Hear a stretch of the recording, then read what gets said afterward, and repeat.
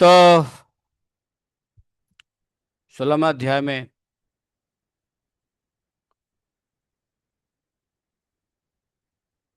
कहते हैं, जय जय दीनबंधु श्री गौर सुंदर, जय जय लक्ष्मीकांत सबर ईश्वर, जय जय भक्त रक्षा हेतु अवतार, जय सर्वकाल सत्य कीर्तन विहार, भक्त गोष्ठी सहित गौरांग जय जय, सुनीले चैतन्य कथा भक्ति लभ्य है। भक्तों के सहित, गौर भक्तों के सहित उन गौरांग सुंदर की जय हो, जय हो, जिनकी कथा श्रवण करने से जीव को भक्ति की प्राप्ति होती है।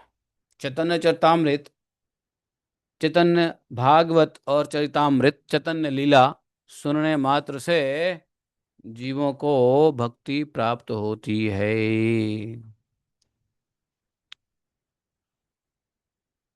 भगवान चैतन्य महाप्रभु ने वैसे अवतार भी लिया है भक्तों की रक्षा हेतु।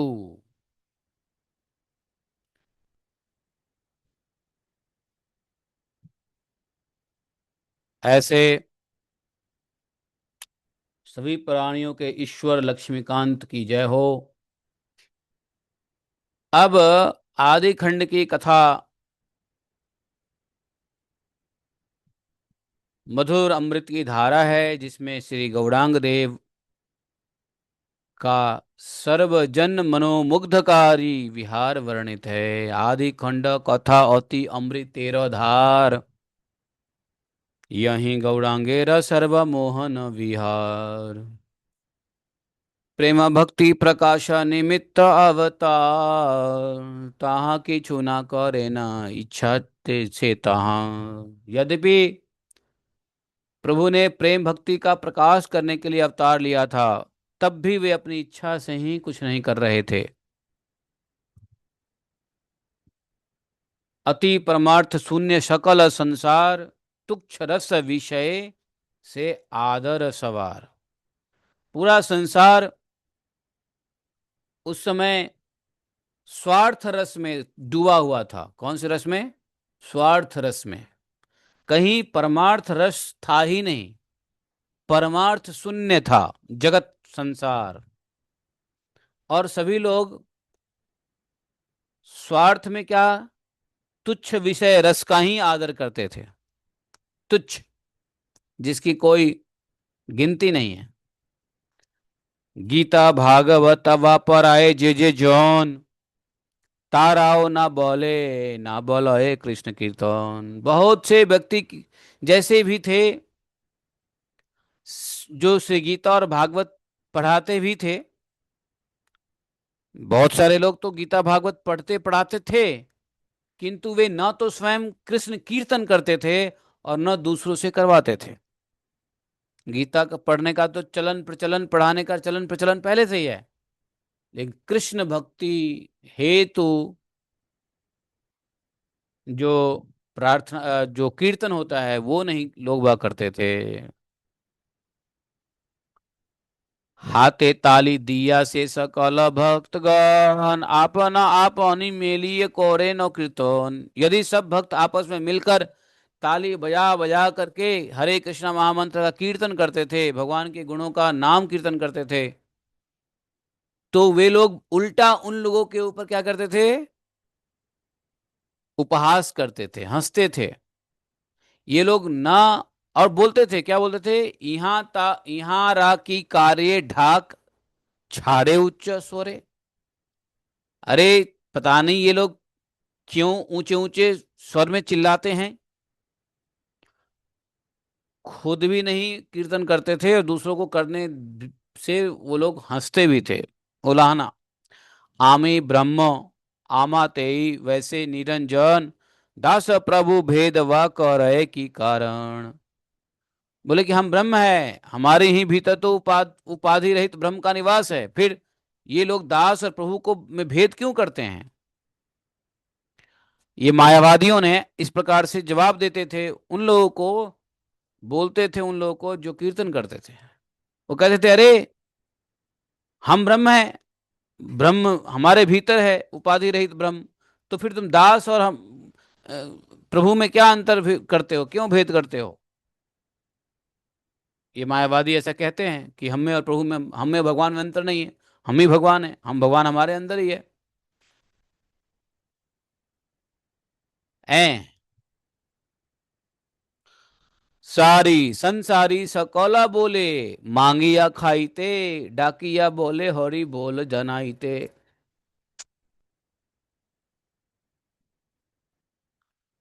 वैसे कुछ लोग बोल सकते हैं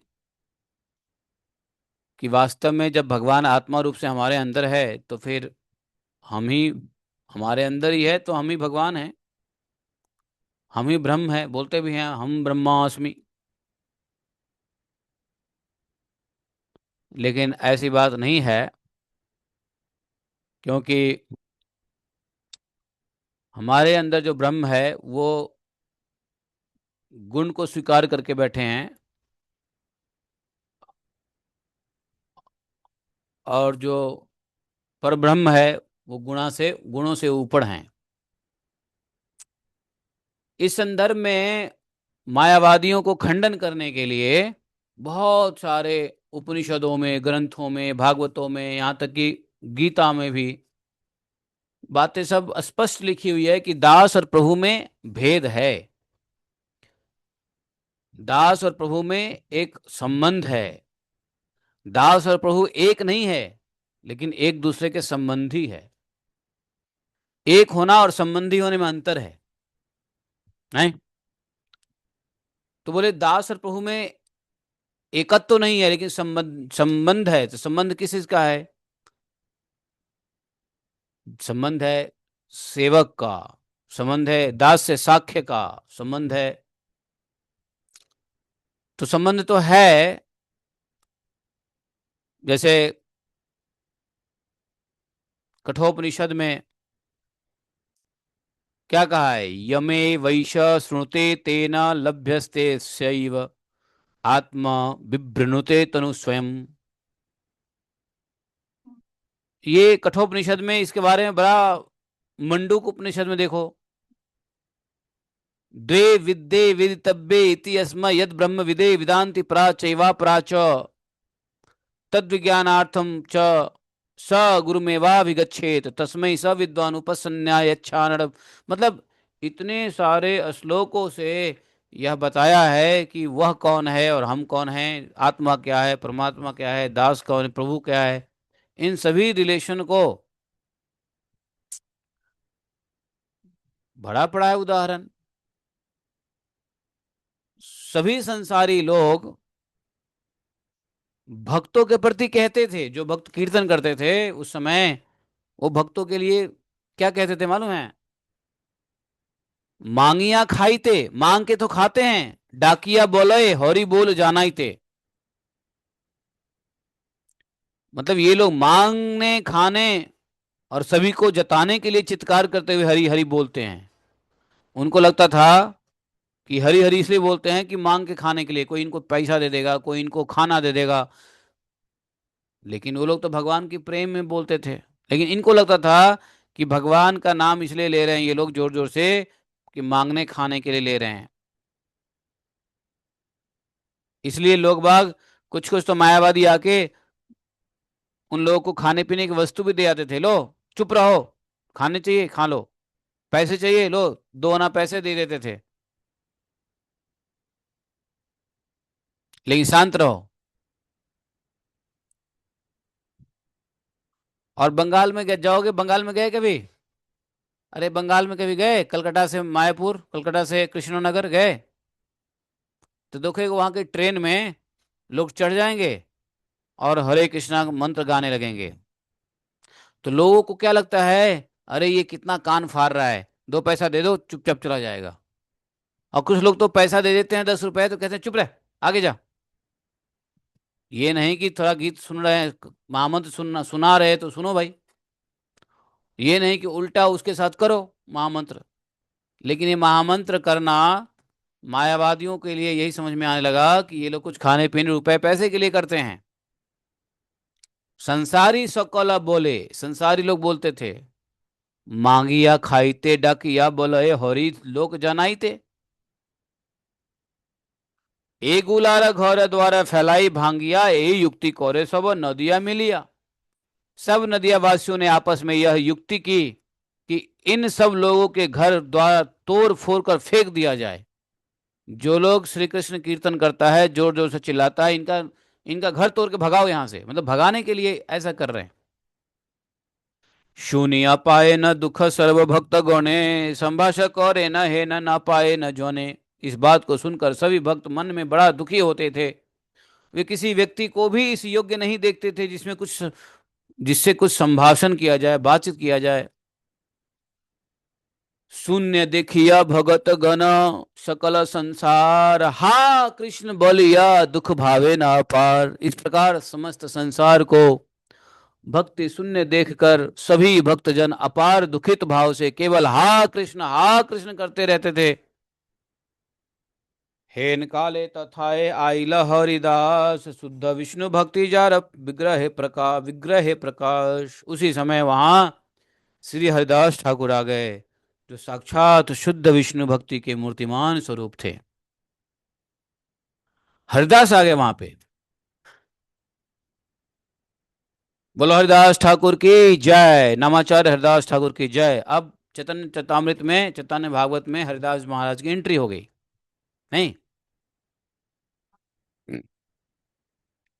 और हरिदास बाबा तो भैया शुद्ध विष्णु भक्त थे। एबे एबे सुना हरिदास ठाकुरेर कथा, जहाँ रस वने कृष्ण पाई बे सर्वथा। बूढ़ा ग्रामे ते अवतीर्ण हरिदास, जे भाग्य से सौबे देशे कीर्तनो प्रकाश। अब श्री हरिदास ठाकुर का यह वह चरित्र सुनिए जिसके सुनने से निश्चय ही श्री कृष्ण की प्राप्ति होती है। तो हरिदास जी का जन्म कहाँ हुआ? बुधन ग्राम में। और इसी कारण उस देश में कीर्तन का प्रकाश फैल गया, बुधन ग्राम। कुछ दिन हरिदास ठाकुर वहां रह करके गंगा तट पर आए और शांतिपुर के नजदीक में एक गांव है, उसका नाम है फुलिया ग्राम, वहां आके रहने लगे। गंगा के किनारे ही है। और हरिदास ठाकुर जी का संग पाकर अद्वैत आचार्य प्रभु प्रेम से हुंकार करने लगे। उनको और आनंद आने लगा कि कोई ऐसा शुद्ध वैष्णव, कीर्तन करने वाला वैष्णव आया है। हरिदास ठाकुर अद्वैत देव संगे, भाषे न गोविंद रस समुद्र तरंगे। हरिदास ठाकुर भी अद्वैत आचार्य के संग से श्री गोविंद रस समुद्र की तरंगों में निमज्जित हो जाते थे, होने लगे। श्री हरिदास गंगा के किनारे किनारे निरंतर आनंद पूर्वक ऊंचे ऊंचे स्वर से श्री कृष्ण बोलते हुए भ्रमण करते रहते थे।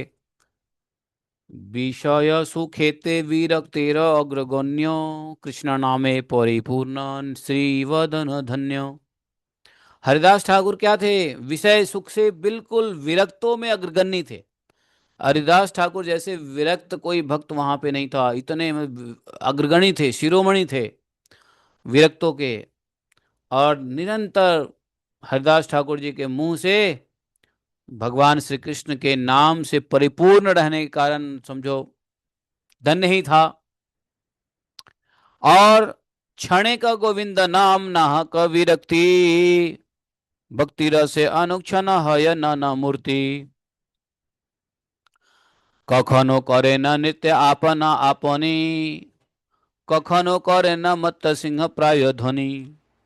कखनो वा उच्च स्वरे करे न रोदन, अठ अठ महाहास्य हासे न कखन। कखनो गर्जे न अति हुंकार करिया, कखनो मूर्छित हई थाके न पड़िया। छने अलौकिक शब्द बोले न डाकिया, छने ताई बखाने न उत्तम करिया।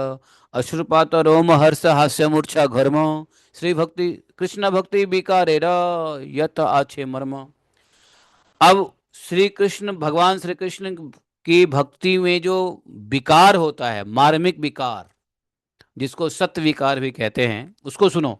वो सारे विकार उत्पन्न होते थे श्री हरिदास ठाकुर में। क्षण भर में तो भगवान के नाम से विरत नहीं होते, एक क्षण के लिए भगवान के नाम से अलग नहीं होते, नाम लेते रहते और हमेशा भक्ति रस में निमग्न रहते और अनेकों रूप से परिवर्तित होते रहते। कैसे? कभी वो अपने आप नृत्य करते, तो कभी सिंह की भांति गर्जना करते, कभी खूब जोर से हंसने लगते और कभी खूब जोर से हुंकार मार के गरजने लगते, कभी मूर्छित होकर गिर जाते, कभी चित्कार करके अलौकिक शब्द बोलते और फिर कभी उसी शब्द की श्रेष्ठ व्याख्या करते, कभी हंसते, कभी रोते, कभी पुलक मूर्छा आते, कभी पसीना आता। ये सब भक्ति के, भगवान कृष्ण के भक्ति के सदविकार हैं, सत्विकार। ये सारे लक्षण देखे, कखन, कखन, तखन, अखन, ये सब बंगाली भाषा भी है और मिथिला भाषा भी, मिथिला में भी ऐसे ही कहते हैं कखन। कखन जाएब मतलब कब जाओगे, कखन जाएब। अखने की टाइम भेलई मतलब इस समय क्या टाइम हुआ। तो ये कखन, अखन, तखन, ये सब बंगाली के अच्छे अच्छे शब्द हैं जो जो मिथिला में भी है। बहुत शब्द मिलते हैं मिथिला और बंगाल के। तो यहाँ कखनो करे ना नित्र और कखनो करे ना मित्र, कखनो उच्च स्वरे, कखनो गर्जने, कखनो मूर्छित, कखनो अश्रुपात हर्ष, ऐसा ऐसा होता था। अब प्रभु हरिदास मात्र नित्य प्रवेशिले, सकला सिया तान श्री विग्रह मिले। वे सब श्री हरिदास ठाकुर के नृत्य आरंभ करने मात्र से उनके श्रीअंग में प्रकट हो जाते थे। हेन से आनंद धारा तोते सर्व अंग, अति पाखंडियो देखिए पाए महारंग। ऐसी अद्भुत आनंद की अश्रुधारा बहने से आपका सब शरीर भीग जाता था, जिसे देखकर पाखंडी भी आश्चर्यचकित रह जाते थे कि बताओ ये रो क्यों रहा है, इतना रो किस बात के लिए रो रहा है ये। आंसू से पूरा शरीर भीग जाता।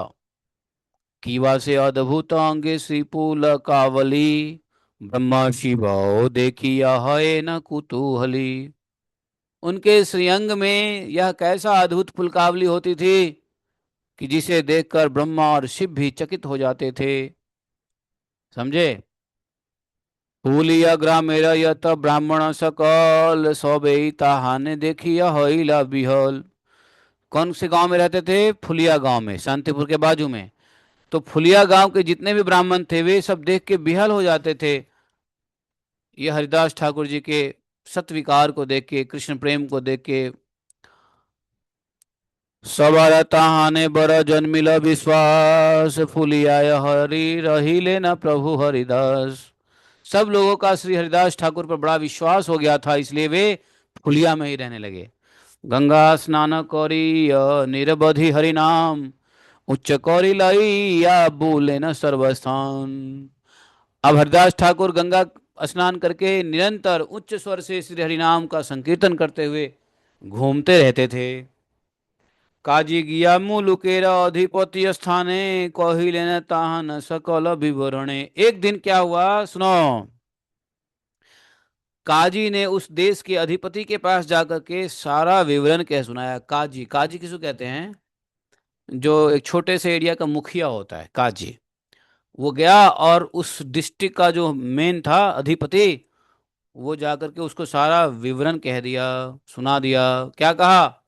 यौवन हैया करे हिंदूरा आचार, भाल मोते तारे आन करह विचार, पापीर बचन सुनी सहे पाप मते, धरी आए अनाइला ताने अति शीघ्र गति। जाके कंप्लेंट किया, अरे महाराज जहां पनाह हुजूर, हरिदास यवन मुस्लिम होकर के हिंदू का आचरण करता है, आप उसको बुलाइए और ठीक से समझाइए।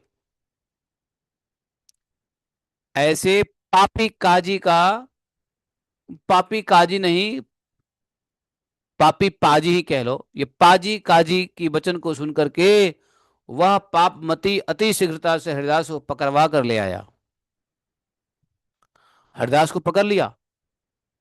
कृष्ण प्रसादे हरिदास महाशय, जवनेर की दाए को लेरो नाही भोय। भगवान श्री कृष्ण की कृपा से श्री हरिदास महाशय को मुस्लिम होने का विचार तो क्या, अरे काल का भी भय नहीं था। मुस्लिम विचारक, जो मुस्लिम लोग थे उसका भी भय नहीं था। मुस्लिम विचारक तो दूर की बात है, हरिदास ठाकुर को तो काल का भी भय नहीं था, मृत्यु का भी भय नहीं था। तो मुस्लिम राजाओं शासकों को का भय कौन करेगा। कृष्ण कृष्ण बोलिया चोलीला सही छने, मुलुक पतीरा आगे दिला दर्शने। जैसे ही उस प्रदेश का जो शासक था उसने बुलाया हरिदास ठाकुर को, तुरंत उसी क्षण हरिदास ठाकुर चल दिए। कृष्ण कृष्ण उच्च स्वर में करते हुए चले और वहां के सरदार के सामने हाजिर हो गए। हरिदास ठाकुर सुनिया गमन, हरि से विषाद हईला यत सुसत जौन। हरिदास ठाकुर के आगमन को सुनकर के सब अच्छे लोग तो खुश और हुए, और लेकिन विषाद भी हुआ। क्यों? क्योंकि सबको पता चल गया कि इसको सजा होने वाली है।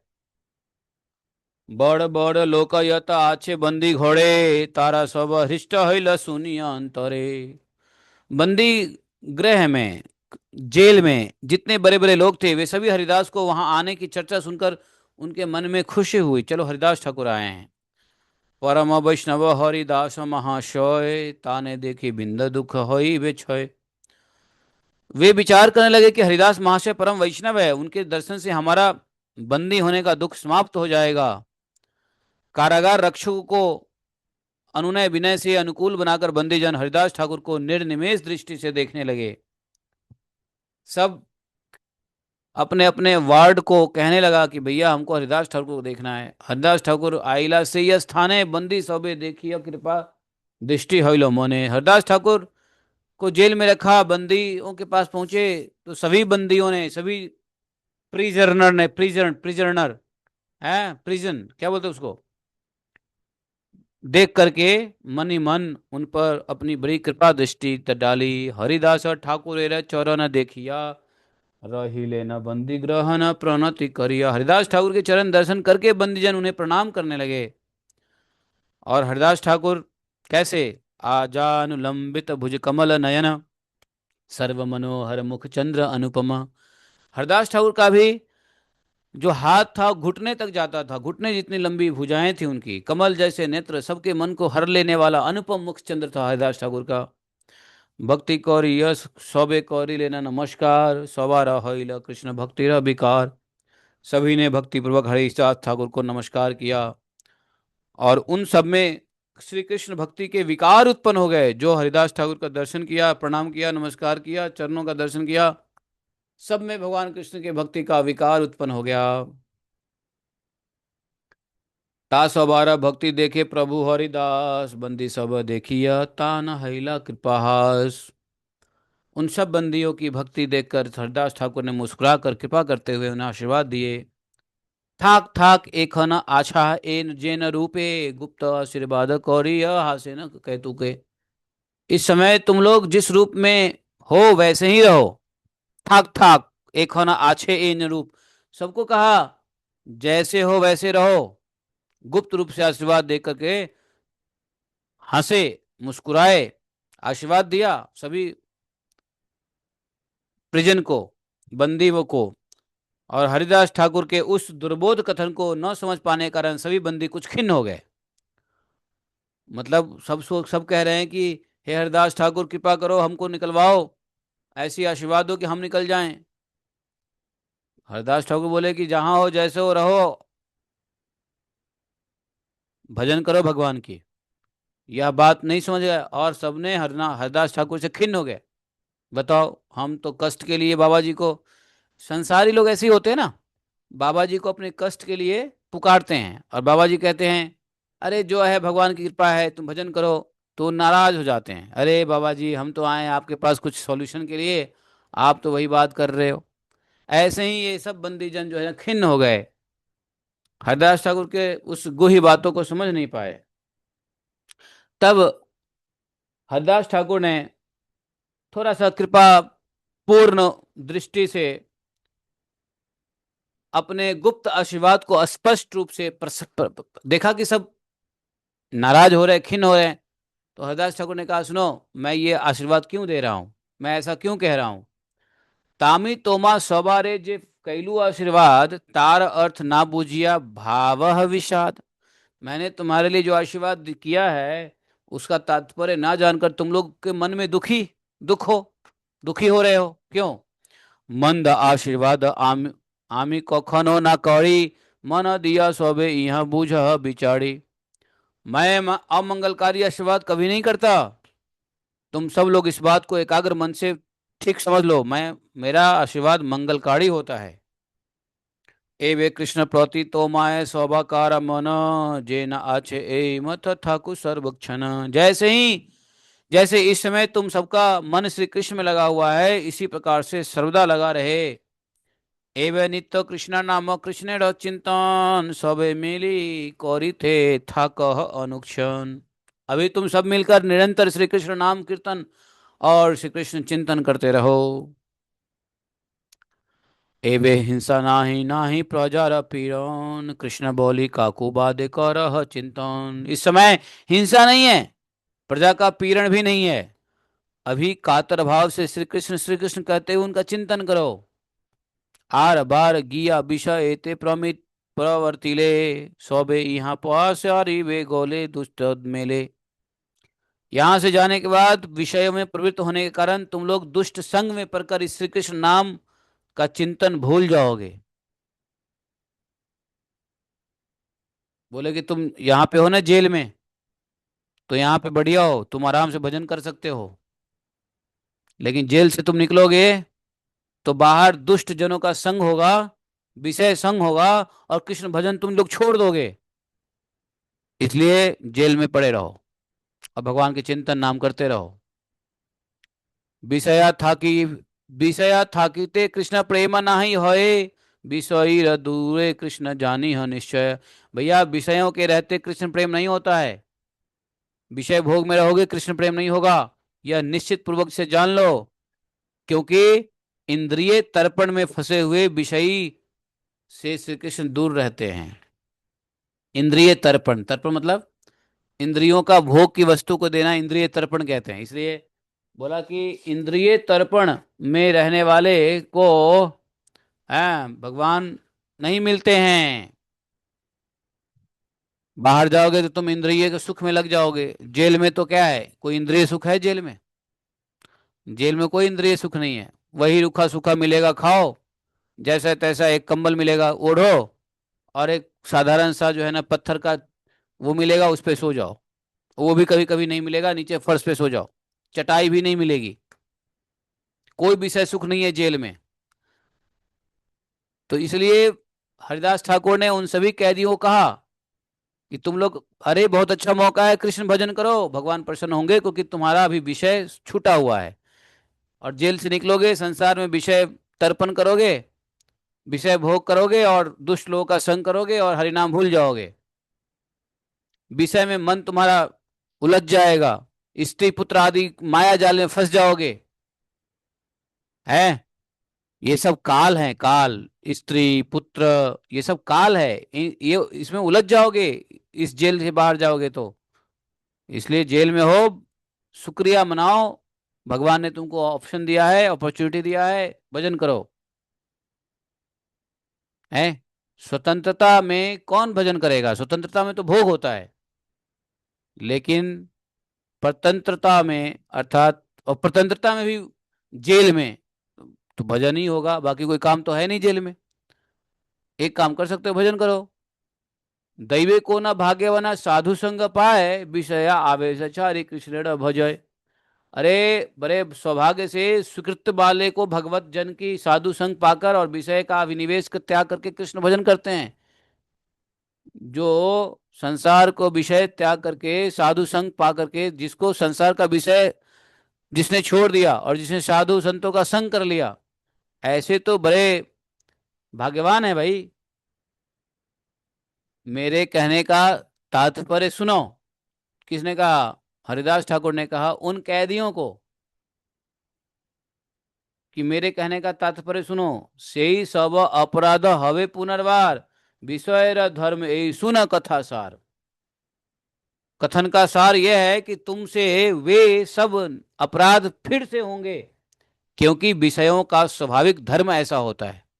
विषयों के चिंतन में तुमने अपराध किया, विषयों को भोगने के लिए तुमने अपराध किया, और अपराध से तुम जेल में आए हो, और फिर यहां से जाओगे तो इसी विषय का चिंतन करोगे, वही अपराध करोगे। बंदी था कह हेन आशीर्वाद ना ही कौड़ी, विषया पास आ रहा अहर नहीं सब बलहड़ी। तुम लोग बंदी हो, बंदी ही रहो। मैंने ऐसा आशीर्वाद नहीं किया। मैंने ये नहीं कहा कि तुम जेल में हो तो जेल में ही रहो। अरे मेरे आशीर्वाद का यह तात्पर्य है कि अब तुम सब विषयों को भूलकर निरंतर भगवान का कीर्तन करो, हरि हरि बोलो। छोले कौरी लांगा आमी यही आशीर्वाद, ताला धरते गए न भा ना भावी है तुम्हारा विषाद। मैंने छल पूर्वक तुमको ऐसा आशीर्वाद किया है, इस कारण तुम लोग तिल भर भी दुखी मत होना। सब जीवों के प्रति मेरी दया दृष्टि है, तुम सबकी श्री कृष्ण में भक्ति दृढ़ हो, कोई चिंता की बात नहीं है। मैं तुमसे कह रहा हूं तुम 2-3 दिन के भीतर ही जेल से छूट जाओगे। चाहे तुम विषय में रहो अथवा जैसे तैसे कहीं भी रहो, किंतु तुम्हारी कृष्ण प्रपत्ति मूला सेवा बुद्धि कभी नष्ट न हो, ऐसा सबको कहा। विषय में रहो या संसार में रहो, घर में रहो, भोग करो, लेकिन कृष्ण भक्ति, कृष्ण सेवा की बुद्धि कभी नष्ट न हो, सेवा की बुद्धि बनी रहे। इस प्रकार सब बंदियों को नित्य कल्याण की कामना करके श्री हरिदास ठाकुर नवाब के पास हाजिर हुए। नवाब ने बुलाया, कॉल आ गया नवाब का। उनका चेहरा बड़ा मनोहर था, तेज तो ऐसे मानो है। और फिर स्वयं नवाब उनसे पूछने लगा। नवाब ने पूछा कि न भाई, तुम्हारा की रूप देखी मोती, तुम्हारी यह कैसी बुद्धि देख रहे हैं हम, हैं? कितने भाग्य से, कितने भाग्य से देखो तुम जबन हुए हो, मतलब मुस्लिम हुए हो। मतलब मुस्लिम लोग कहते हैं कि मुस्लिम होना भाग्य की बात है। तो वो जो नवाब है ना, नवाब नवाब कह रहा है, राजा वहां का, कि कितने भाग्य से तो तुम मुस्लिम हुए हो, और फिर तुम हिंदू का आचरण करने में अपना मन क्यों लगाते हो? है, मुस्लिम हिंदू कहेगा बड़े सौभाग्य से तो तुम हिंदू हुए हो, तुम मुस्लिम क्यों बन रहे हो, है ना? ऐसा ही चलता रहता ना, दाएं बाएं खिंचाता नहीं। वो शासनकाल कैसा था? मुस्लिम का ही शासनकाल था वहां पे, यमन शासन। तो वो नवाब बोला हरदास ठाकुर से कि आमारा हिंदू रे देखियो नाई भाई खाई भात, तहां छार हई तुम्ही महावंश जात। अरे हम लोग हिंदू को देखकर भात नहीं खाते हैं, और तुम तो महावंश में जन्म लिया है, फिर तुम यवनों मुस्लिम की रीति क्यों त्याग रहे हो? मुस्लिम को महावंश का बताओ भाई। जब तक जाति धर्म को त्याग कर दूसरे धर्म का आचरण कर रहे हो, तो परलोक में कैसे निस्तार पाओगे? अपने जाति धर्म को छोड़ रहे हो, जाति धर्म लंघिक और अन्य व्यवहार है, परलोके केमोने वा पाईवा निस्तार। कैसे निस्तार पाओगे? कैसे उद्धार होगा तुम्हारा? है, अपना धर्म छोड़ के तुम अन्य आचार व्यवचार कर रहे हो, हैं? न जानिया या किछु कौरिला अनाचार, से पाप घुचाह कौरी कलमा उचार। अरे अनजाने में जो कुछ हुआ तुमसे हो गया, अनजाने में चलो तुमसे गलती हो गई, हिंदू आचार किया, कोई बात नहीं है, अब तुम कलमा पढ़ो और अपने पाप का प्रायश्चित करो। शूनी माया मोहि तेरा वाक्य हरिदास, अहो विष्णु माया बोली हैला महादास। श्री हरिदास माया से मोहित यवनपति नवाब के वाक्य को सुनकर जोर से हंसे, अहो विष्णु की माया। हाँ, हरदास ठाकुर जोर से हंसे, अहो विष्णु की माया, हा हा हा हा हा। और बोला, मधुर वाणी से हरदास ठाकुर ने नवाब को कहा, हे तात, बेटा सुनो, सबके ईश्वर एक ही है।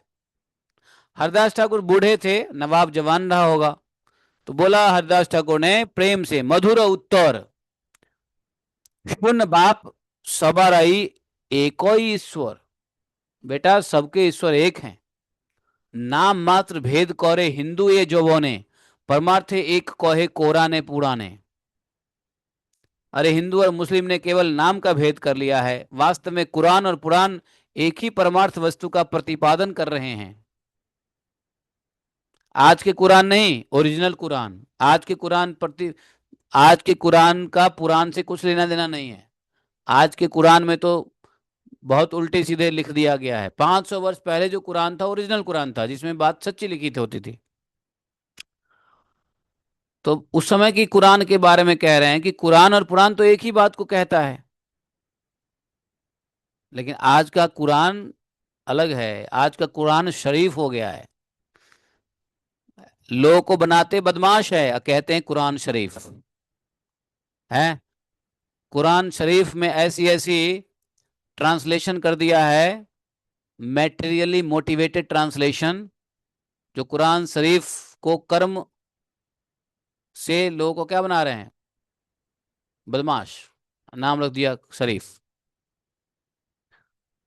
भाई कुरान शरीफ से शराफत आनी चाहिए ना, लेकिन यहाँ तो बदमाशी आ रहा है, उग्रवादी और आतंकी आ रहा है। तो वो कुरान क्या है, कॉन्कॉक्टेड है, बदल दिया गया है कुरान का मीनिंग, जिहाद का मीनिंग, 72 नूर पाने की मीनिंग, सब बदल दिया गया है। तो हरिदास ठाकुर बोले कि वही एक शुद्ध है, नित्य वस्तु, अखंड अव्यय ईश्वर परिपूर्ण होकर सबके हृदय में वास करता है। एक शुद्ध नित्य वस्तु अखंड अव्यय परिपूर्ण हैया, वैसे सबारा हृदय। समझाया नवाब को, से प्रभु जाड़े जे न लावे ने न मना, से मत कर्म करे सकल भुवन। अरे वही ईश्वर, वही प्रभु हैं, जिनके मन में जैसी प्रेरणा करते हैं उसी के अनुसार सभी संसार में कार्य करते हैं। से प्रभुरा नाम गुण सकल जगते, बोले न सकल मत निज शास्त्र मते। प्रभु के नाम एवं गुण का वर्णन संसार के सब लोग अपने अपने शास्त्र के अनुसार करते हैं। मुस्लिम अपने शास्त्र के अनुसार करते हैं उसी परमात्मा का, क्रिश्चियन अपने शास्त्र के मुताबिक करता है। तो हरिदास ठाकुर बोले कि सब करते हैं भगवान के गुण का सकल जगते गुणगान, लेकिन कैसे, बोले न सकले मात्र निज शास्त्र मोते, अपने अपने शास्त्र के मुताबिक करते हैं। जय ईश्वर से पुनः सबार भाव लय, हिंसा करी ले से ताहा न हिंसा हय। वे ही ईश्वर सबके भावों को ग्रहण करते हैं। किसी की हिंसा करने पर वस्तुतः उन ईश्वर के प्रति हिंसा होती है। यदि किसी की हिंसा करोगे तो ईश्वर के प्रति हिंसा होती है। एक एत के आ मारे से ईश्वर है, ए जेहन लाओ आई छाया छे न चित्ते कौड़ी आमित्ते न। इसलिए ईश्वर मेरे चित्त में जैसी प्रेरणा करते हैं मैं वैसा ही कर रहा हूँ।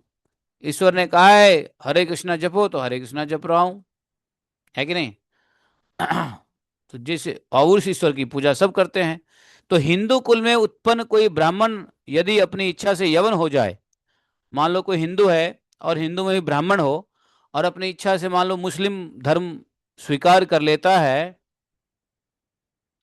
तो हिंदू उसका क्या कर सकता है बताओ।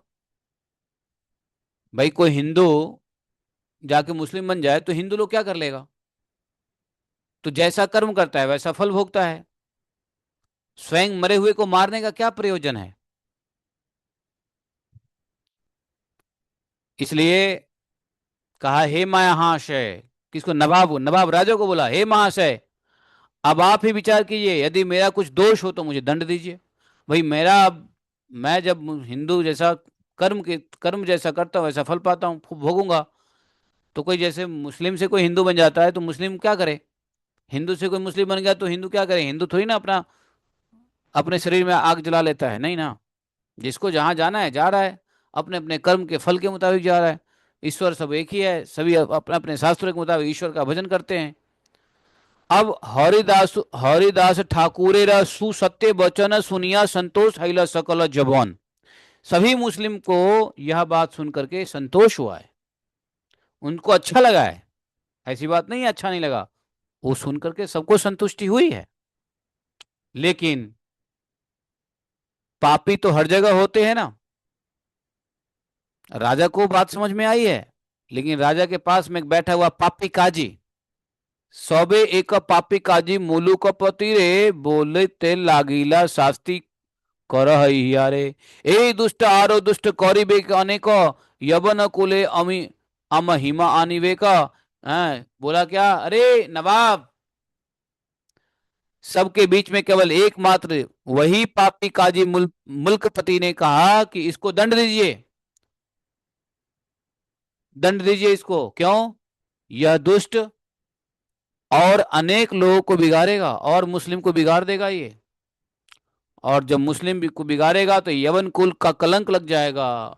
इसलिए आप इसको अच्छी तरीके से दंड दीजिए, अन्यथा वह अपने मुख से कुरान का पाठ करे। ये हरे कृष्णा मत करे, या तो कुरान का पाठ करे, नहीं तो इसको दंड दो। पूना बोले पूना बोले मुलुक एरा पोती, अरे भाई आप नारा शास्त्र बोल तो भी चिंता नहीं। मुल्कपति ने फिर कहा, अरे भाई तुम अपने शास्त्र का पाठ करो ना, फिर कोई चिंता ही नहीं है। भाई तुम ही कहते हो कि ईश्वर इधर भी है ईश्वर उधर भी है। कुरान और पुराण एक ही बात है, कुरान पुराण। पुराण से पुराण और कु से कुरान।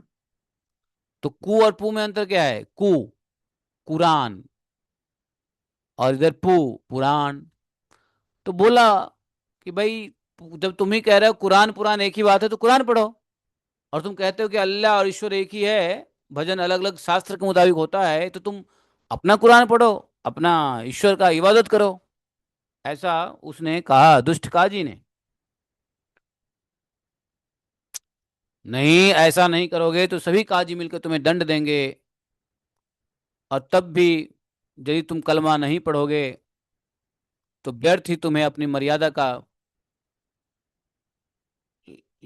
उल्लंघन करके, मर्यादा का उल्लंघन करने का तुम्हें कष्ट सहना पड़ेगा।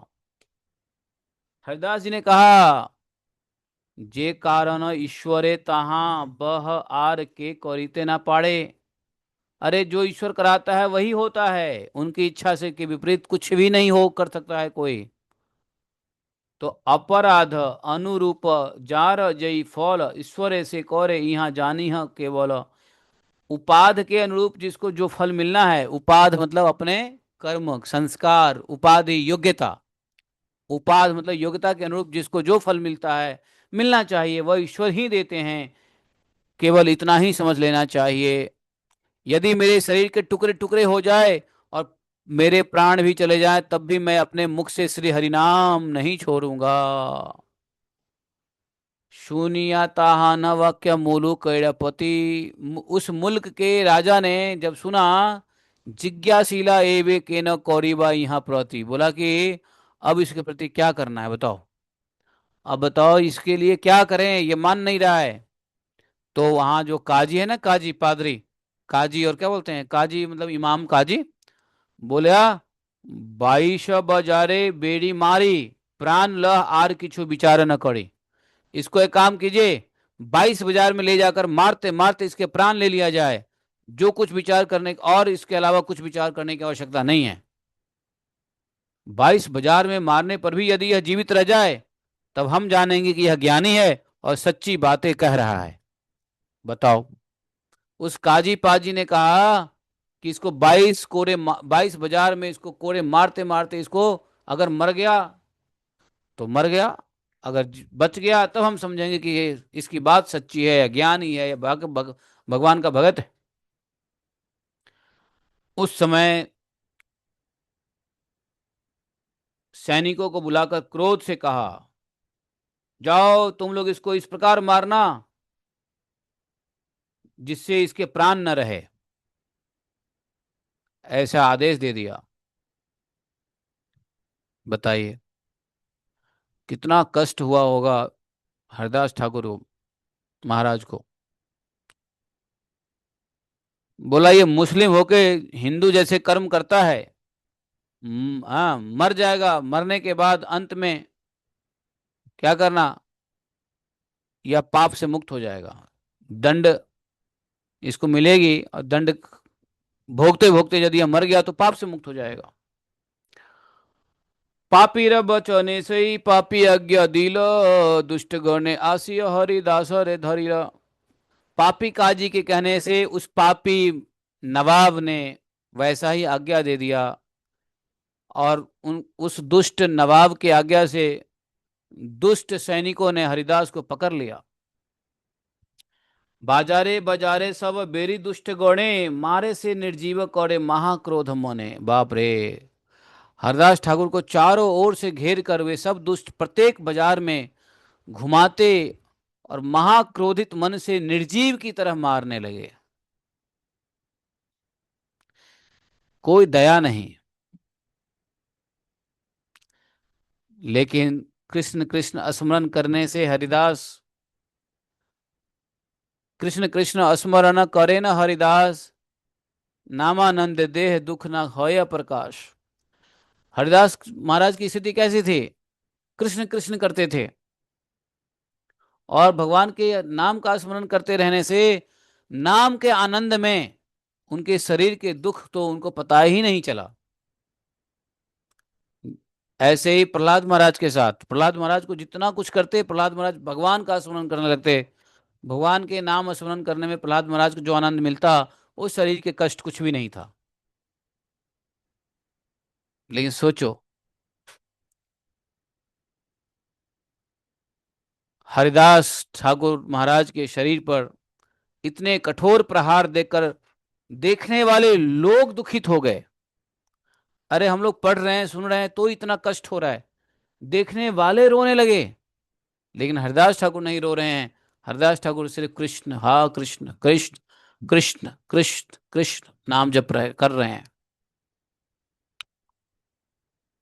कोई कोई किसी ने कहा कि अरे यह सब राज्य नष्ट होने वाला है। किसी ने कहा लगता है कि अब यहाँ पे राज्य का नाश होगा, जभी तो ऐसे सज्जन के साथ निर्दयी आचरण किया जा रहा है। जब सत्पुरुषों, जब सज्जनों, संत महात्माओं के ऊपर जब ऐसा व्यवहार किया जाता है तो समझो कि राज्य का नाश होने वाला है। क्योंकि विनाश काले विपरीत बुद्धि, ऐसी विपरीत बुद्धि विनाश काल का ही सूचक होता है।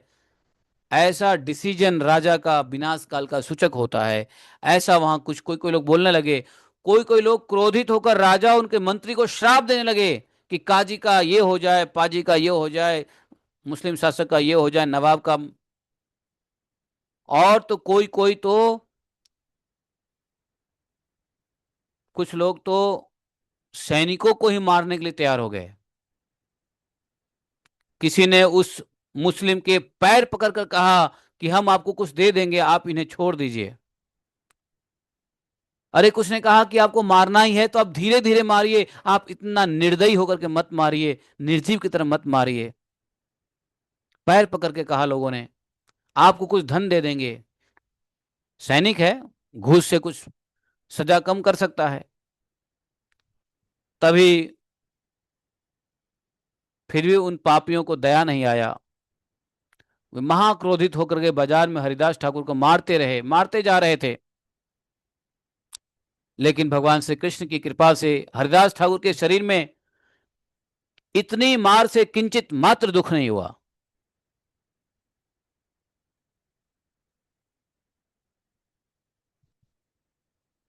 सभी शास्त्र कहते हैं कि जैसे असुरों के प्रहार से प्रहलाद के शरीर को तनिक भी दुख नहीं हुआ था,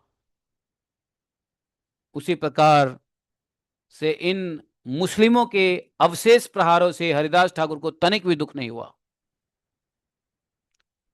प्रहार कोई शेष नहीं बचा, सारा प्रहार अशेष प्रहार से हरदास ठाकुर जी का स्मरण करने मात्र से जीव के दुख तत्काल नष्ट हो जाते हैं। फिर स्वयं हरिदास की तो बात ही क्या है, बताओ। जब हरिदास ठाकुर के स्मरण करने मात्र से जीव के दुख तत्काल नष्ट होते हैं, तो हरिदास जी का दुख नष्ट हुआ भगवान की कृपा से, तो क्या आश्चर्य। श्री हरिदास के मन में तो केवल उन पापियों के लिए दुख हो रहा था जो उन्हें मार रहे थे। हे कृष्ण, उल्टा हरिदास क्या कह रहे थे, हरिदास ठाकुर जी कह रहे थे कि एक हे ए सब जीवेर कृष्ण करह प्रसाद, मोर द्रोहे न हो ए सवारा अपराध। बोले हे कृष्ण, इन सब जीवों के ऊपर कृपा कीजिए, मुझसे द्रोह करने के कारण इस सब का अपराध नहीं हो, इस सब का, है ना, उल्टा उसके लिए भगवान से प्रार्थना कर रहे थे। इस प्रकार पापी जन नगर नगर में हरिदास ठाकुर को मारते हुए चले जा रहे थे। वे पापी प्राण लेने के लिए जोर जोर से मार रहे थे, किंतु हरिदास ठाकुर के मन में उन प्रहारों की किंचित मात्र भी स्मृति नहीं थी। उनकी स्मृति भगवान की थी। विस्मित हया भावे सकल जबने, मनुष्य प्राण की रहे मोड़ा मारणे। अरे, सब मुस्लिम आश्चर्यचकित हो गए, यवन, और विचार करने लगे कि इतना मारने पर भी कोई मनुष्य जीवित रह सकता है क्या? दो तीन बाजारों में मारने पर ही लोग मर जाते हैं, लेकिन इसको तो हमने 22 बाजार में घुमा घुमा के मारा, मरता ही नहीं। और देखते हैं कि उल्टा ये हंस रहा है, भगवान का नाम ले रहा है। तो सब मुस्लिम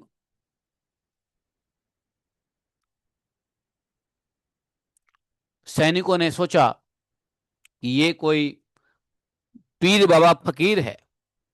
अब मुस्लिम लोग यही सोचते हैं ना, कोई पीर फकीर है। जैसे हम लोग हिंदू में कहते हैं कोई दिव्य पुरुष है, कोई चमत्कारी पुरुष है। अरे इसको खोलो, पूरा बंद क्यों कर दिया? तो बोले कि लगता है ये कोई पीर फकीर है। और सभी मुस्लिमों ने कहा, हे हरिदास, हम इतना तुमको मार रहे हैं, तुम मर नहीं रहे हो। यदि तुम नहीं मरोगे तो हम मर जाएंगे, नवाब हमको मार देगा। तुम्हारे कारण मेरे प्राण, इतने मारने पर भी यदि तुम प्राण तुम्हारे नहीं निकले तो नवाब तो निश्चित हम लोग को मार डालेगा। अब श्री महाशय, कौन महाशय? हरिदास महाशय बोले हंस के, अरे मेरे जीने से यदि तुम सबका नुकसान होता है तो देखो मैं तुम्हारे सामने मर जाता हूं, बताओ। और इतना कहकर हरिदास ठाकुर भगवान के ध्यान किए और हरिदास ठाकुर बिल्कुल चेतना रहित हो गए, मूर्छित हो गए, चेतना रहित हो गए, और श्वास भी चल रुक गया। अब यह देख करके मुस्लिम सैनिक आश्चर्यचकित हो गए। अब देखा कि इसके श्वास नहीं चल रहे हैं, तो उनके शरीर को ले जाकर राजा के दरबार में ले गए।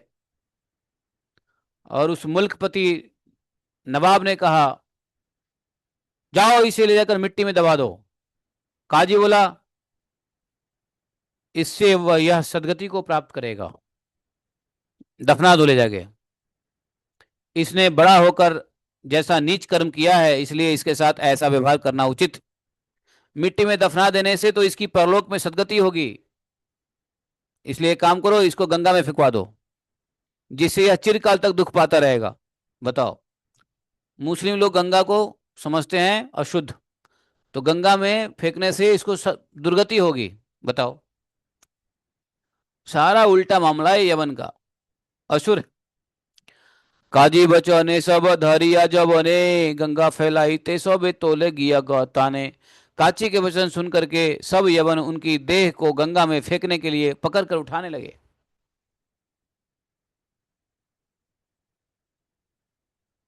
सब मुस्लिमों ने श्री हरिदास ठाकुर को गंगा में ले जाने के लिए उठाया, लेकिन उनकी अवस्था उसी अवस्था में निश्चल होकर ही पड़े रहे, वे सब के सब। जब हरदास ठाकुर ध्यान आनंद में निमग्न थे, उसी समय श्री विशंभर ने उनके शरीर में अधिष्ठित होकर के अपने को प्रकाशित किया। चैतन्य महाप्रभु शरीर में अधिष्ठित हो गए और तो अब उसकी शक्ति, अब किसकी शक्ति है जो जो हरिदास ठाकुर को हिला सके? उठा ही नहीं पाया कोई। बड़े बड़े बलवान चारों ओर से ठेलने का प्रयत्न किया, लेकिन हरदास ठाकुर का शरीर टस से मस नहीं हुआ। और हरदास ठाकुर समाधि में थे, उनको बाह्य ज्ञान तो था ही नहीं। उनको तो पता ही नहीं चल रहा है कि यवन ने उठाया या गंगा में रखा या पृथ्वी पे रखा, क्योंकि वो समाधि में है। भक्तराज प्रहलाद की जैसे श्री कृष्ण में स्मरण भक्ति थी, वैसी श्री हरिदास ठाकुर में भी वैसे ही शक्ति थी। मानो हरिदास ठाकुर प्रहलाद जी के ही अवतार हों, कलयुग अवतार। जिनके हृदय में गौर चंद्र निरंतर विद्यमान रहते हैं, उस श्री हरिदास के लिए यह सब कोई विचित्र बात नहीं थी। जिस प्रकार हनुमान जी ने ब्रह्मास्त्र का सम्मान रखने के लिए स्वयं राक्षस का बंधन स्वीकार किया था, उसी प्रकार हरिदास ठाकुर जी ने भी जगत को शिक्षा देने के लिए स्वीकार किया था मुस्लिमों का प्रहार। अगर चाहते हरिदास ठाकुर तो उस मुस्लिम नवाब को उल्टा जवाब दे सकते थे, लेकिन नहीं। जगत शिक्षा देने के लिए उन्होंने यवन के दंड को स्वीकार किया। जैसे हनुमान जी ने ब्रह्मास्त्र का सम्मान रखने के लिए स्वयं इंद्रजीत के हाथों बध गए। हनुमान जी चाहते तो नहीं बधते, हनुमान जी चाहते तो ब्रह्मास्त्र का भी खंडन कर देते। यह दिखलाने के लिए चाहे अशेष दुर्गति हो, चाहे प्राण ही चली जाए, फिर भी अपने मुख से हरिनाम नहीं छोड़ना चाहिए। यह संसार को शिक्षा देने के लिए ही हरिदास ठाकुर ने ऐसा किया। प्राण चला जाए लेकिन मुख से हरिनाम न जाए। अन्यथा गोविंद हे न रक्षक था किया, कार शक्ति आचे हरिदास रे लंघित। समझे? तो हम लोग यहाँ तक आज पढ़ लेते हैं, कल करेंगे इसके आगे क्या होता है। ठीक है? तो 2 अगस्त,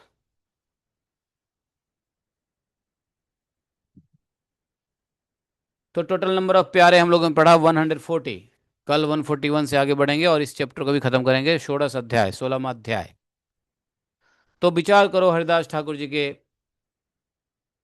इस प्रकार के जीवनी से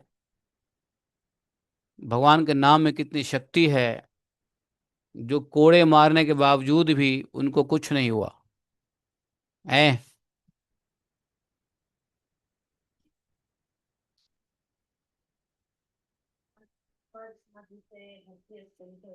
अब ये तो तब पता चलेगा ना जब किसी साधु संतों को ऐसी सजा मिलेगी। अब ऐसी सजा मिलेगी तो अभी भी साधु साधु संत तो हमेशा है ही। देखो एक बात जान लो, इस पृथ्वी पे शुद्ध भक्त हैं जब भी चंद्रमा है, सूर्य हैं, तारे हैं, पृथ्वी है, जल है, वायु है, अग्नि है। जब तक ये सब हैं तब तक समझो इस पृथ्वी पे भक्त हैं। नहीं तो जिस दिन पृथ्वी पे भक्त नहीं होंगे, शुद्ध भक्त, तो ये पृथ्वी पृथ्वी नहीं रहेगी और ये वायु नहीं होंगे, क्योंकि ये सब भगवान के ही क्या हैं? स्वरूप हैं। और भगवत स्वरूप भगवान के अपने भक्तों के लिए प्रदान करते हैं। तो इसमें डाउट मत करो। जब तक आपको हवा मिल रही है ना, जब तक आपको जल मिल रहा है, अन्न मिल रहा है, तो समझो भगवान के भक्त है इस पृथ्वी पे। उसी के पुण्य प्रताप से हम लोग को ये सब मिल रहा है। नहीं तो जिस दिन भगवान का भक्त नहीं होगा, ये सब नष्ट हो जाएंगे, पृथ्वी नष्ट हो जाएगी। पृथ्वी एक क्षण भी नहीं रहेगी इस संसार में जब भगवान का एक भी भक्त नहीं रहे तो। अब वो कहाँ है, कैसे हैं, भगवान जाने। वो आप ढूंढो। बेंगलोर में बैठे आप ऐसे भक्तों को नहीं ढूंढ ढूंढ पाओगे, आपको ढूंढना पड़ेगा। ऐसे भक्त इस बात को जान, क्योंकि क्योंकि भगवान के भक्त रहेंगे, ब्राह्मण भी रहेंगे, जब तो कली कली का अवतार होगा। कल की अवतार कैसे होगा? ब्राह्मण के घर में होगा, तो ब्राह्मण भी होंगे। ऐसा नहीं खत्म होने वाला है। सनातन धर्म कभी खत्म नहीं होता। दिस इज अनपेरिशेबल, कभी पेरिश नहीं होता। हाँ, सनातन धर्म के साधु संत महात्मा ब्राह्मण ये हो सकता है 1% हो जाए, 0.01% हो जाए, लेकिन खत्म कभी नहीं होगा। कमजोर होता है कलयुग में, लेकिन नाश नहीं होता। भगवान भगवान कहते हैं मेरे भक्तों का नाश नहीं होता। तो कलयुग में नाश, भगवान के भक्त आते रहेंगे, ब्राह्मण आते रहेंगे, शुद्ध ब्राह्मण होंगे जब तो कली अवतार होगा। है। तो इसलिए ऐसे भक्त हैं और रहेंगे और हमेशा से रहे हैं। ये सूर्य पृथ्वी तारे, ये जितने भी भगवान की विभूतियां हैं, ये कोई दुर्जन लोगों के लिए नहीं है, ये सज्जन और साधु के लिए हैं। और इसी साधु सज्जन के प्रताप से दुर्जन भी अपना पेट पाल लेते हैं। समझे? जैसे मेहनत करते हैं अच्छे लोग, लेकिन लूटपाट करके पेट भरते हैं दुर्जन लोग। चोर डकैत क्या करते हैं? मेहनत करते हैं। मेहनत करने वाले लोगों का पैसा धन को चुरा के अपना पेट पालते हैं। उसी प्रकार से मेहनत करते हैं साधु लोग, तपस्या करते हैं साधु लोग, भक्त लोग, और उनके तपस्या को चोरी करके ये असाधु लोग, हम जैसे बेवकूफ लोग भी रोटी खा लेते हैं। वास्तव में रोटी पृथ्वी जब तक अन्न दे रही है, क्योंकि भगवान के भक्त के लिए दे रही है। समझे? इसलिए हमेशा साधु भी रहेंगे, ब्राह्मण भी रहेंगे, भक्त भी रहेंगे, संत भी रहेंगे, ऋषि भी रहेंगे, मुनि भी रहेंगे। नाश नहीं हो सकता है। आप भारतवर्ष का रक्षा कौन करता है मालूम है? ऋषि मुनि करते हैं भारतवर्ष की रक्षा। 7 ऋषि ध्रुव लोक के नीचे, सातों ऋषि जो है वो भारतवर्ष की रक्षा करते रहते हैं। आप देखो ना, इतिहास उठा के देखो, कभी भारत का नाश हुआ? और आगे भी नाश कभी नहीं हो सकता है। ये लड़ाइयाँ चलती रहेगी, आंदोलन चलते रहेंगे, थोड़े थोड़े दिल धड़कन होता रहेगा, लोगों के पल्पिटेशन होते रहेंगे। अब गए तो गए तो गए, लेकिन कभी जाएगा नहीं भारत। भारत में एक एक पुरुष आते रहेंगे, ऋषि मुनि जन्म लेते रहेंगे उद्धार करने के लिए, संत साधु जन्म लेते रहेंगे उद्धार करने के लिए। इसलिए चिंता मत करो, इस गलत फहमी में दिमाग मत पालो कि भारत में आज मोदी हैं कल नहीं रहेंगे। आज मोदी के रूप में कोई है तो कोई मोदी से भी बड़े आ जाएंगे उद्धार करने वाले। तो और ये जो नारकीय लोग हैं ये लोग आएंगे, अ, जो है ना, वो थोड़ा सा आपको आश्चर्य करेंगे, आपको परेशान करेंगे, लेकिन बाद में फिर जो है ऋषि मुनि की कृपा होती है, आशीर्वाद होता है। क्योंकि ये भगवान की भूमि है, भगवत भूमि है भाई, दिव्य क्षेत्र है। इसका कभी नाश नहीं होगा। यहाँ से तो सभी धर्मों का उत्पत्ति होता है, यहाँ से तो पूरी संस्कृति की उत्पत्ति होती है। ऐसे भक्त हैं, क्यों नहीं है? तो इस प्रकार से हम लोगों को भी और ऐसे साधु संतों से प्रेरणा लेकर के भगवान की भक्ति में लग जाना चाहिए। क्योंकि जो लोग जितना ज्यादा भक्ति करेगा, यज्ञ करेगा, भक्ति भी यज्ञ है, नाम जप करेगा, उतना ही पृथ्वी पे सद्भाव फैला रहेगा, पृथ्वी उतनी बची रहेगी। लेकिन भारत के अलावा चारों बल देखो, और भारत में ही देखो, भारत के अलावा क्या, भारत में ही देखो कितने दुर्गंध फैले हुए हैं। सबका नाश होने वाला है। चिंता मत करो, अगले 5 साल में इतनी कटाई छटाई होने वाली है, इतने लोग मरने वाले हैं जो साधना, स्वास्थ्य, संस्कृति, संस्कार, स्वाध्याय पे ध्यान नहीं देने वाला है। जो साधना नहीं करेगा, जो भगवान की भक्ति स्वीकार नहीं करेगा, जो संध्या वंदन स्वीकार नहीं करेगा, ब्राह्मणिकल क्वालिटी से का स्वीकार नहीं करेगा, गायत्री स्वीकार नहीं करेगा, सब मरेंगे। और ये कटाई छटाई हिस्ट्री में होता रहता है। इसलिए दैत्य भी आते रहते हैं, भगवान की प्रेरणा से दैत्य आते हैं कि जनसंख्या कम करो। ये दैत्य लोग ही तो आए हुए हैं, जो भैया हिंसा कर रहे हैं वो दैत्य ही तो है, भगवान की प्रेरणा से आए हुए हैं कि जीवों का कुछ हनन करो, जनसंख्या कम करो, पृथ्वी के भार को कम करो। अब पृथ्वी के भार को कम करने के लिए भगवान थोड़ी ना आएंगे, भगवान तो आते हैं कल्प में एक बार। छोटे मोटे भार के लिए तो दैत्य वैत्य को भेज देते हैं, साधु को भेज देते हैं। भगवान की प्रेरणा से सब होती रहती है। इसलिए अगले 5 साल में देख लो कितने लोग जिंदा रहने वाले हो। और जो भगवान के भगत भजन भक्ति योग से नहीं जुड़े हैं, उनको बोल दो भैया मरने वाले हो, पक्की बात है। लेकिन विनाश काले विपरीत बुद्धि, आपके कहने से कुछ समझ में आने वाली किसी को है नहीं।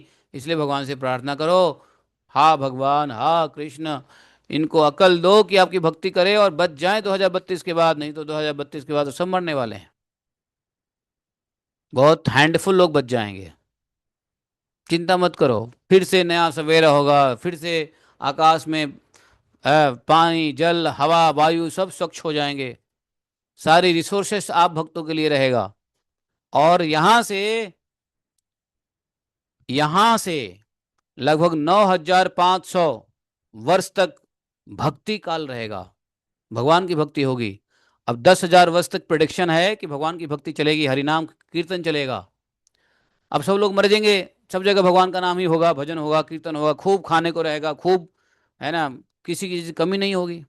शुद्ध हवा, शुद्ध जल, शुद्ध वायु, शुद्ध आकाश, शुद्ध पृथ्वी मिलेगा। 10,000 वर्ष तक भगवान की हरिनाम संकीर्तन चलेगा, क्योंकि युग धर्म है। और जो लोग अपना कल्याण इस 10,000 वर्ष में कर लेंगे, वो जीव बड़ा कल्याण कृष्ण कृपा पात्र होगा, जो इस 10,000 वर्ष में भगवान के ना हरिनाम संकीर्तन में आएंगे। और फिर 10,000 वर्ष के बाद सब कुछ लुप्त होने लगेगा, Ganga, Giriraj, this and that, सारे दिव्य देश हम छुप जाएंगे। और कलयुग का महाप्रलय काल आएगा, उसके बाद फिर स्वच्छ होगा, और फिर सतयुग आएंगे। ये चलता रहेगा, और उस बीच में कई बार स्वच्छ होते रहेंगे लोग बाग। लेकिन अभी ये काल जो है, ऐसा बड़े बड़े संतों का कहना है, मेरा तो, मैं तो सुनता ही रहता हूँ, कि यह समय है 28, 29, 30 में। और देखो संवत्सर में, देखो अभी कौन सा संवत्सर चल रहा है, रौद्र संवत्सर चल रहा है। आने वाला संवत्सर देखो कितना भयंकर है, खूनी संवत्सर भी आने वाला है।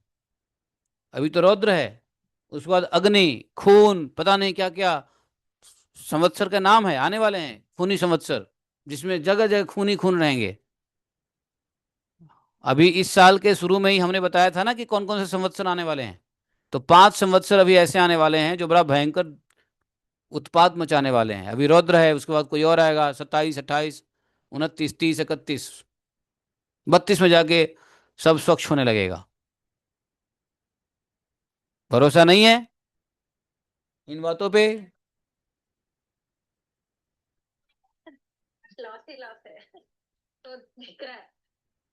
हाँ, लेकिन मेरी बातों को सुन करके आप लोग, हाँ, मेरी बातों को सुन करके आप लोग अपना इन्वेस्टमेंट मत तोड़ना, वो सब बने रहने देना कि दुनिया तो नाश होने वाली है। अपना भक्ति बढ़ाओ, बस भक्ति का इन्वेस्टमेंट बढ़ा दो, भक्ति का बैलेंस बढ़ा दो, ठीक है। स्वच्छ अच्छा जगह पकड़ लो, सत्कर्म करो, भगवान का नाम जप करते रहो, कथा सुनते रहो, कथा की छाया में बने रहो, बच जाओगे, ठीक है। और लोगों को मरते देखोगे, पक्की बात है, अपने लोगों को मरते देखोगे, अपने रिलेटिव्स को मरते देखोगे, जो आपकी बात को नहीं मानेगा, समझे, जो भगवान की भक्ति स्वीकार नहीं करेगा, जो आज के सूर्य का जल भी नहीं देते, सूर्य को क्या भगवान का नाम लेंगे बताओ। तो करने तो पड़ेंगे, चाहे गायत्री उपासना करो, चाहे कृष्ण उपासना करो, चाहे नरसिंह उपासना करो, करने तो पड़ेंगे। चाहे सूर्य उपासना करो, चाहे कि ब्रह्म उपासना करो, चाहे संध्या बंधन करो, चाहे कथा ही सुनते रहो, करना तो पड़ेगा। somehow or other you have to be in devotional services, that's all। इसलिए साधु हमेशा रहेंगे, साधु हमेशा थे, और साधु हमेशा हैं। धन्यवाद। श्री कृष्ण चैतन्य प्रभु दयाकर मोरे, तुम बिन के दयालो जगत संसारे।